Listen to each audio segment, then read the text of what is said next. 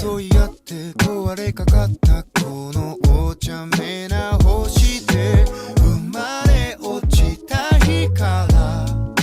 よそ者涙枯れ果てた帰りゆ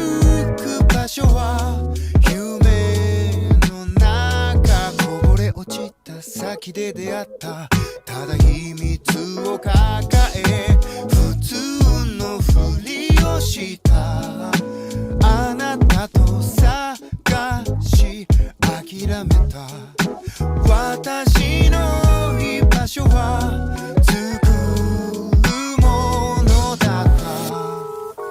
たあの日交わした血に勝るもの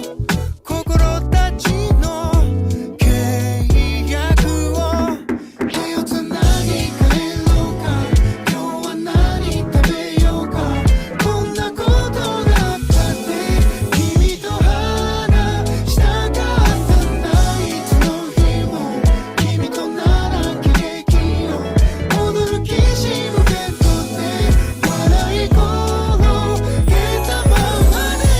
ふざけた生活は続くさ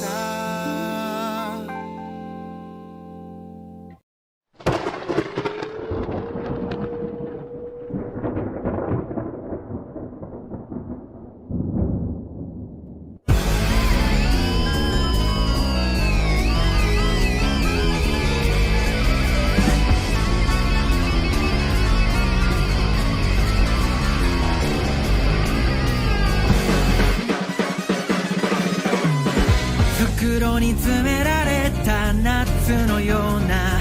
世間では誰もがそれぞれであった誰かと寄り添い合ってるそこに紛れ込んだ僕らはピーナッツみたいに木の実のふりしながら